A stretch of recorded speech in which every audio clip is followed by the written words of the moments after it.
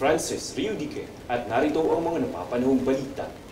Nagbitiw na sa pwesto ang ilang mga cabinet secretaries ng kasalukuyang administrasyon matapos itong ipinag-utos ni Pangulong Ferdinand Marcos Jr. Kasama sa mga naunang nagpasana ng kanilang resignation ay sina DSWD Secretary Rex Gatchalian, DOTR Secretary Vince Dizon, DBM Secretary Amena Pangandaman, Finance Secretary Ralph Recto, DILG Secretary John Vic Remulla, Agriculture Secretary Francisco Laurel Jr.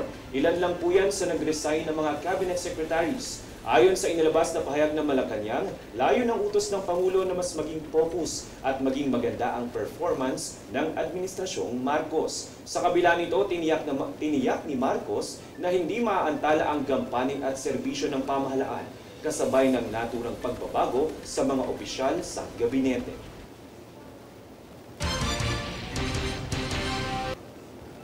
Samantala, sumulat na nitong umaga ng Huwebes si Senate President Francis Escudero sa Kamara hinggil sa pagtanggap nito bilang prosecution panel at pag-convene bilang impeachment court alinsunod sa paglilitis kay Vice President Sara Duterte. Tumayan ang ulat kay Princess Castro. Sa pagbabalik sesyon ng Senado sa June 2 ay kinumpirma ni Senate President Francis Cheese Escudero na handa nilang tanggapin ang prosecution panel para sa impeachment trial laban kay Vice President Sara Duterte sa ganap na alas 4 ng hapon ng naturang petsa. Dito babasahin sa plenaryo ng Senado ang charges laban sa Vice-Presidente. Kinabukasan nito, June 3 ng alas 9 ng umaga ay nakatakda namang mag-convene ang Senado bilang impeachment court. Matatandaang nitong nagdaang Pebrero nakahabol sa deadline ng filing of complaint ang nasa 215 congressman sa pag-file ng ika-4 na impeachment complaint laban kay VP Sara. Ang bilang na ito ay humigit sa sapat na at least 1/3 number of votes mula sa House na kailangan para automatic na may diretso ang complaint sa Senado. Laman ng naturang reklamo ang mga irregularidad na nasilip ng mga mambabata sa naganap na budget hearing ng Kamara hinggil sa umano'y maling paggamit ng confidential funds at state resources sa tanggapang hawak ng bise gaya ng Department of Education at Office of the Vice President. Kaugnay din ito ang pagkakadiskubre ng ilang mga kahina-hinalang mga pangalan ng mga sikat na pagkain bilang fund recipients ng liquidation document ng OVP. Kabilang dito ang naging kontrobersyal na pangalang Mary Grace Piatos na kalaunay kinumpirma ng Philippine Statistics Authority na hindi registered name. Samantala, bukod kay VP Sara ay kasalukuyan ding hawak ngayon ng International Criminal Court ang ama nitong si dating Pangulong Rodrigo Duterte na nakatakdang humarap sa paglilitis sa September para sa kasong crimes against humanity kaugnay ng war on drugs sa ilalim ng kanyang administrasyon. Princess Castro nag-uulat para sa Golden Nation Network.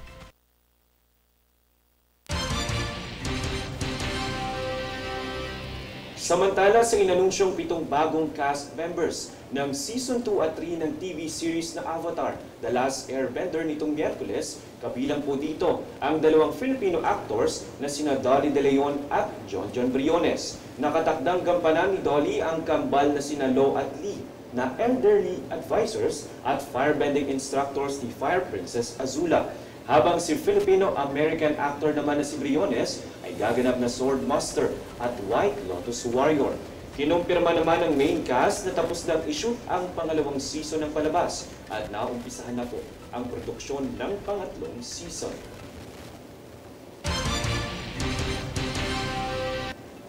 Kami ang boses ng pagbabago. Ako si Francis Riudique at ito ang News Force.